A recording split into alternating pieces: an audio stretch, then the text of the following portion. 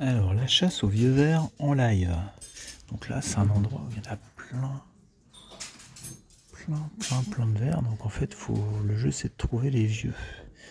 Et là, par exemple, celui-là, on voit qu'il est complètement différent de ceux qui sont à côté. Hop.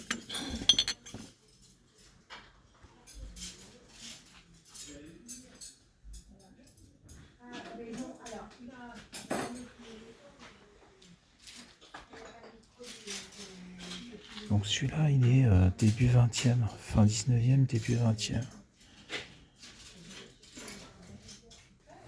Alors là, ici, il y en a pas mal qui sont jolis. Ceux-là, ils sont pas mal.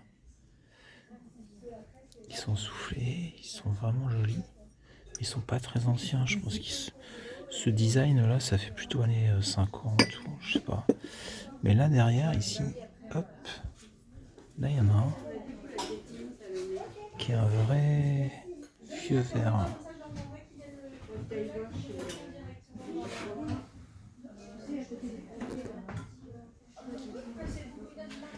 Donc ça c'est vraiment 1900 quoi.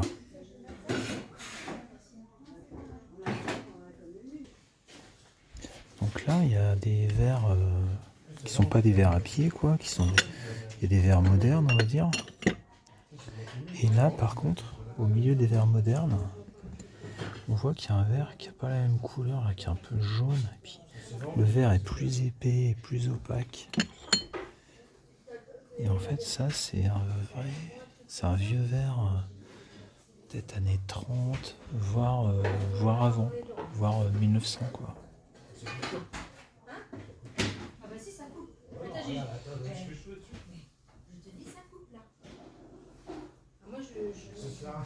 Il y a des irrégularités, il n'est pas...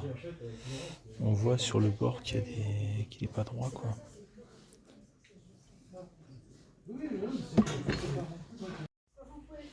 Donc là, on vient de trouver deux verres fin 19e, tout début 20e. Et alors, ce qui est marrant aussi, c'est les verres comme ça, qui ont des pieds de couleur. Et ça, en fait, c'est des verres qui sont assez sympas. C'est des verres des années 50. Voire des années 30. Mais plutôt 50, je pense. Et ils sont assez mignons, en fait. Ce genre de petits verres, c'est sympa. Comme celui-là aussi. Ils sont soufflés. Ils sont souvent colorés comme ça. Voilà, il y en a d'autres là. Celui-là, ici, années 50. Hop, là, ici, années 50. C'est la même série. Et donc, ça, c'est des verres, bah voilà, on peut les avoir pour vraiment pas cher. Alors que c'est des jolis verres, quoi. Celui-là, il est très sympa.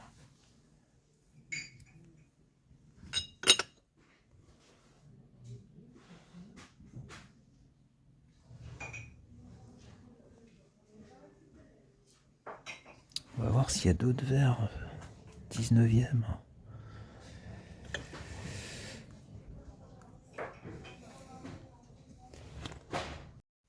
Alors ce qui est marrant, c'est que quand on cherche des vieux verres, il y a des verres qui sont tout à fait modernes, comme ça. Ou comme celui-là. Voilà, c'est un verre moderne. Et qui sont finalement assez chers, quoi. Par exemple, celui-là, il est à 5 €. Alors que bon, voilà. C'est pas... Et à côté de ça, il y a deux verres, là.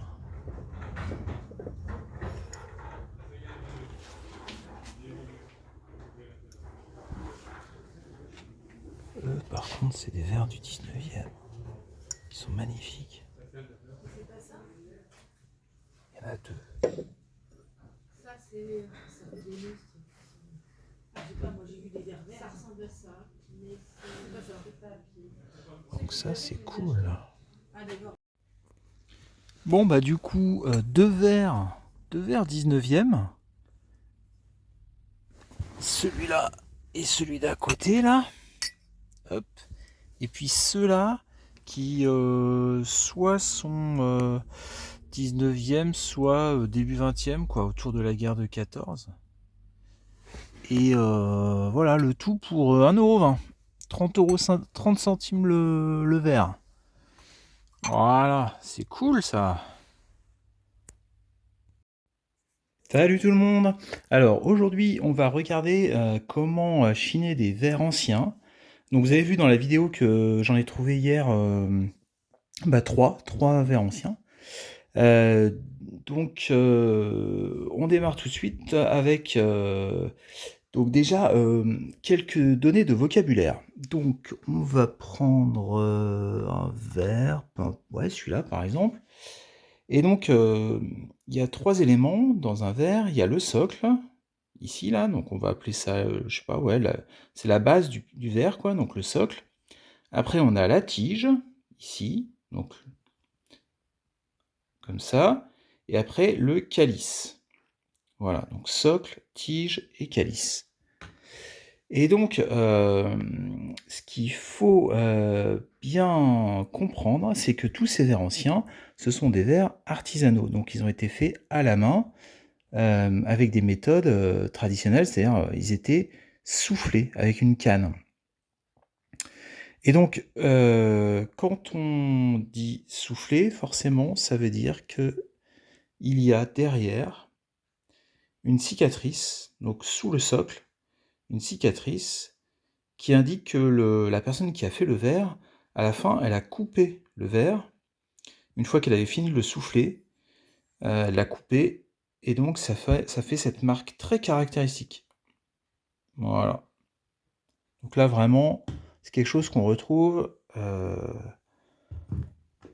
hyper facilement. Alors attendez, il faut que je vous en trouve. Alors des fois, c'est un petit peu moins facile à voir parce que la cicatrice a été un peu effacée. Voilà, là c'est hyper flagrant. Voilà. Donc ça, c'est la marque du souffleur qui a coupé son verre après avoir fini son travail. Donc ça, c'est le premier élément. Si vous avez des verres moulés, ça peut être des verres relativement anciens quand même, hein, mais on va voir la trace du moule sur l'objet. Donc on aura 2 lignes en fait, hein, qui séparent l'objet en deux. Et ça peut être des verres 1930 ou des choses comme ça, mais bon, c'est moins sympa quoi. C'est moins sympa que des verres soufflés faits à la main.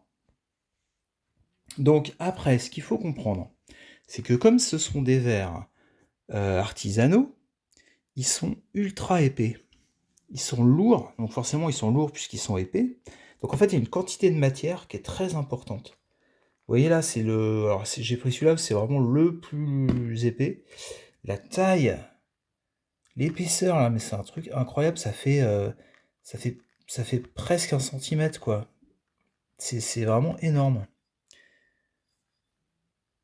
Et ça s'explique par le fait que comme c'était des hommes qui faisaient ça et pas des machines, bah, la quantité de matière qu'ils utilisaient, elle n'était pas parfaitement mesurée, parfaitement calculée. Voilà, c'était fait de façon artisanale, donc avec des objets. Vous voyez, même celui-là, là, le verre est super épais, quoi. Voilà, c'est un verre 19e. Et ça c'est ce qui rend les verres hyper agréables à utiliser, parce que quand on les a en main, c'est lourd, c'est épais.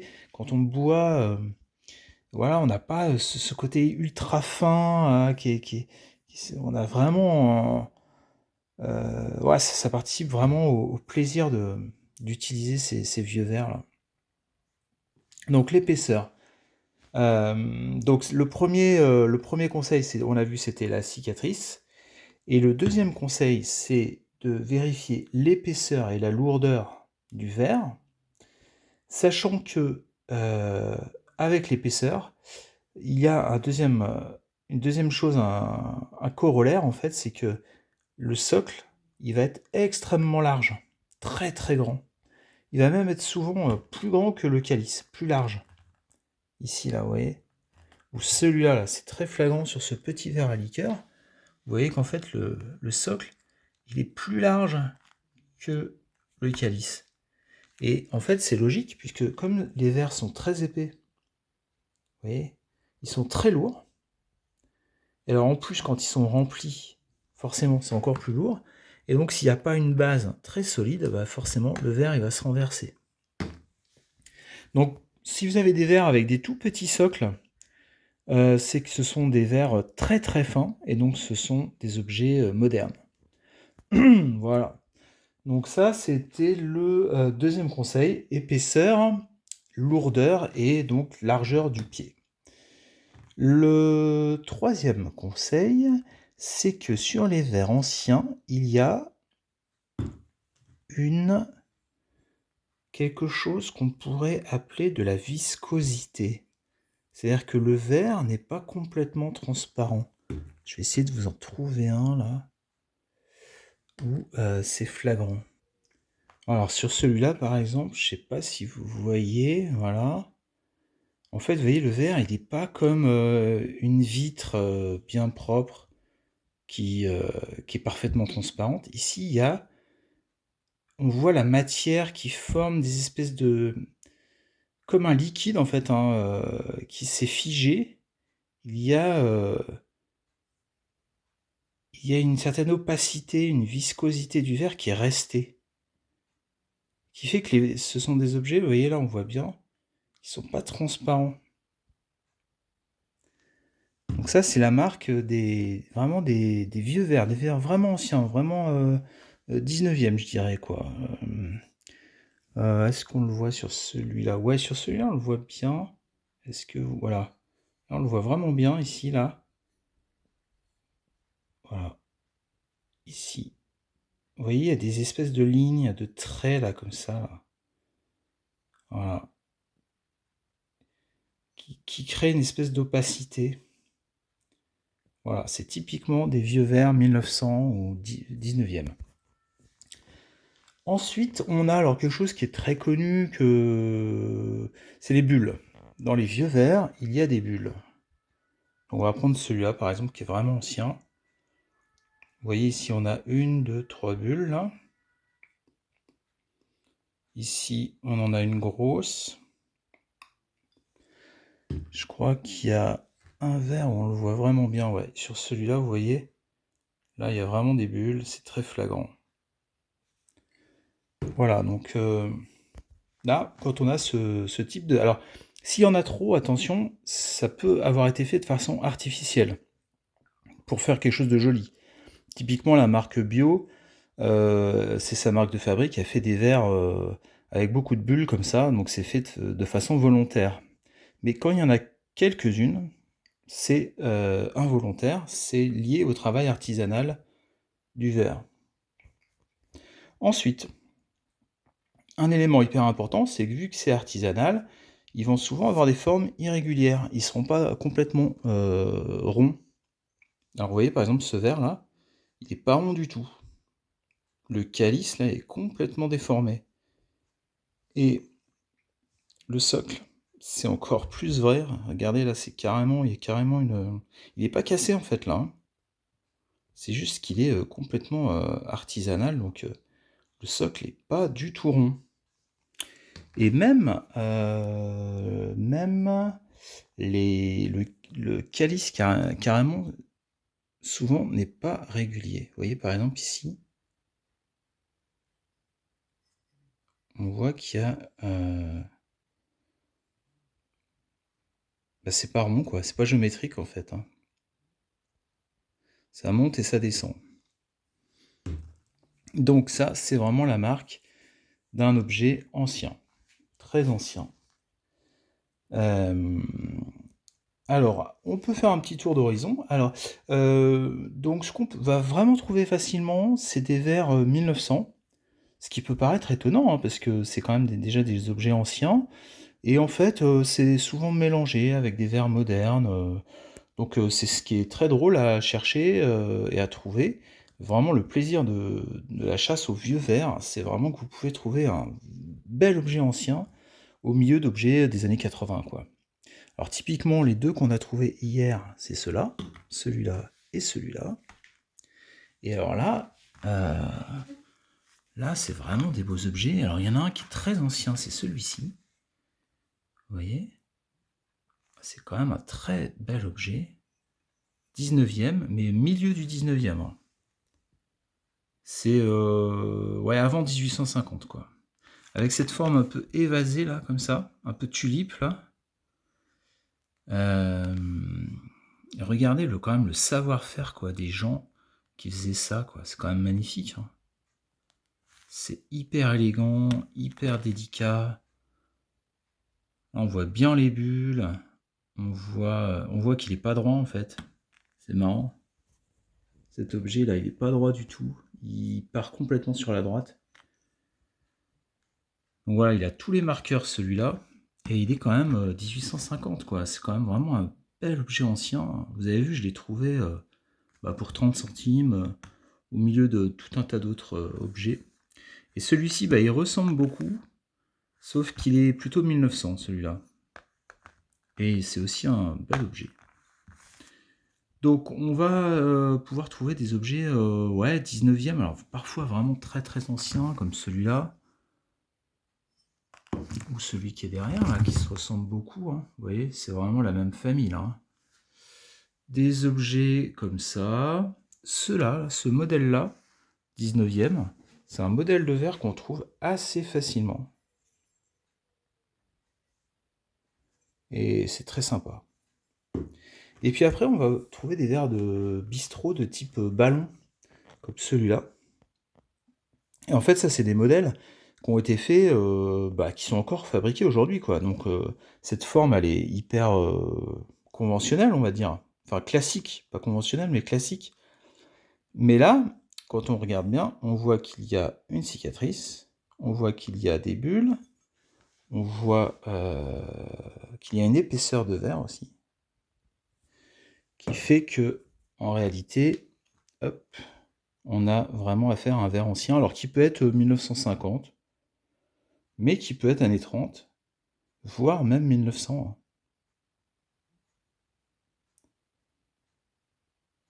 C'est vraiment un bel objet, quoi. Et donc, on va même pouvoir en trouver des plus gros. Alors, celui-là, il est 19e. Vous voyez, regardez comme le calice, c'est pas droit du tout. Complètement de travers.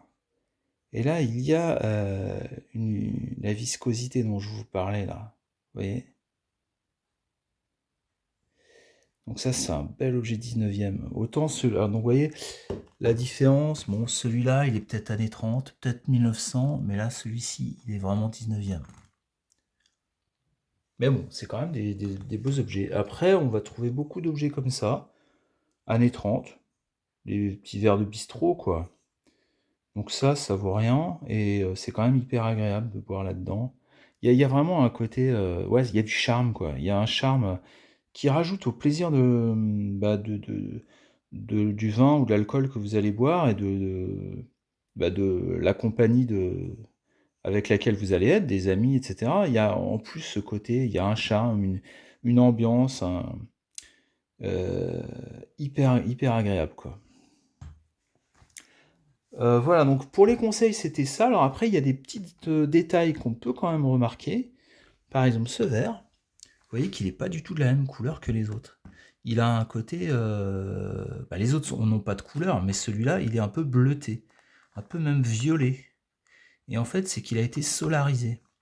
Donc les verres, quand ils sont... le verre, quand il est laissé au soleil trop longtemps, il se produit une réaction chimique qui fait qu'il se colore, il devient bleu-violet. Et donc c'est le cas de ce verre. Alors, vous voyez l'irrégularité du socle, là, elle est flagrante. Hein. Le truc, c'est vraiment étonnant, quoi. Et donc la couleur fait que là, on a quand même affaire à un verre du 19e siècle. Et la couleur bleue comme ça peut être la marque d'une ancienneté. Après, on a aussi des très jolis verres guillochés, c'est-à-dire qui ont été gravés à l'acide comme ça. Alors ça, c'est super joli, super délicat. C'est vraiment fin 19e, début 20e, quoi. C'est vraiment la belle époque, quoi. Hyper élégant, hyper classe, avec toujours un savoir-faire quand même. Hein. Vraiment pour tourner ça avec une canne, quoi. Fallait quand même être, très fort, hein, très. maîtriser parfaitement son métier, quoi. C'est quand même super chouette, hein. Et là, boire là-dedans, bah, c'est hyper charmant, quoi. Après, ce qu'il faut voir aussi, c'est que les vieux verres, la façon artisanale de faire des verres, elle a duré jusque dans les années 50 de façon massive. C'est-à-dire que vous avez des verres, par exemple, comme celui-là, qui sont soufflés. Vous voyez, on le voit. Il y a des bulles, il y a la cicatrice, ça a été soufflé, ça a été fait à la main. Mais c'est des verres peut-être années 40, 50, 60, je sais pas, je crois que 50 c'est vraiment la fin. Mais voilà, et on trouve typiquement des verres des années 50 comme ça, avec le pied coloré. Vous en avez vu dans la vidéo, j'en ai trouvé un en bleu. Celui-ci il est vert. Et alors le verre est hyper fin. On n'est plus du tout sur le charme du verre épais. On voit qu'il maîtrisait quand même mieux les techniques et qu'il y avait une économie de matière. Mais par contre, c'est quand même des verres design, vintage, très chouettes, quoi. Il y en a un peu de toutes sortes, de toutes couleurs, de toutes formes. Avec quand même ils aimaient bien ce côté, cette forme un peu en poire, là. Ça revient assez souvent. Et c'est très chouette, très agréable. Donc voilà, donc on va dire entre le milieu du 19e et les années 50, quoi. Sur un siècle à peu près. Après, c'est possible de trouver des verres du 18e, hein, j'imagine, mais bon, ça doit quand même être plus rare. Voilà, alors après, dernière chose, quand vous cherchez des verres anciens, faites super attention aux marques de lave-vaisselle. Parce que une fois que le verre il a été marqué au lave-vaisselle, c'est mort, vous pourrez plus le récupérer, quoi. Et donc c'est très moche, et il n'y a plus qu'à le jeter. Donc faites super attention à ça. Autre chose, moi je passe toujours mon doigt tout autour comme ça du calice pour bien vérifier qu'il n'y a pas d'ébréchures, parce que ça coupe énormément, faut faire super gaffe. Et donc si vous voulez utiliser un verre, il faut vraiment pas qu'il soit coupé, enfin ébréché. Et donc les zones d'ébréchure, évidemment, c'est tout autour du calice comme ça, et puis tout autour du socle. Donc faut vraiment vérifier, parce que souvent ils sont cassés quand même. Donc voilà, et puis après ils peuvent être rayés aussi. Parce que le verre ancien se raye facilement. Donc ça, à la limite, c'est pas forcément grave, mais voilà, faut quand même le savoir, quoi. Par rapport à du verre moderne. Voilà, donc j'espère que cette vidéo va vous aider à trouver plein de beaux verres anciens pour vraiment, ouais, quelques dizaines de centimes, quoi. Parfois 1 euro, mais voilà, c'est vraiment pas cher. Les gens font pas tellement la différence avec les verres modernes. Donc dans les brocantes, dans les dépôts-ventes, dans les vides-greniers et tout, vous pouvez en trouver vraiment pas mal. Et ils sont au même prix que les verres modernes, voire moins chers. Donc c'est super. Et c'est hyper agréable, quoi. Vraiment, vous voyez ce petit verre à liqueur là, franchement, euh, c'est hyper agréable de boire dedans, quoi. C'est lourd, on a en main un objet vraiment artisanal, qui a vraiment, il y a de la poésie, il y a du charme qui se dégage de ces objets, quoi. Donc voilà, j'espère que ça vous aidera à trouver plein de jolis verres anciens et à leur redonner une vie, à les réutiliser. Et je vous dis à bientôt et n'oubliez pas de vous abonner et bonne trouvaille à tous. Ciao!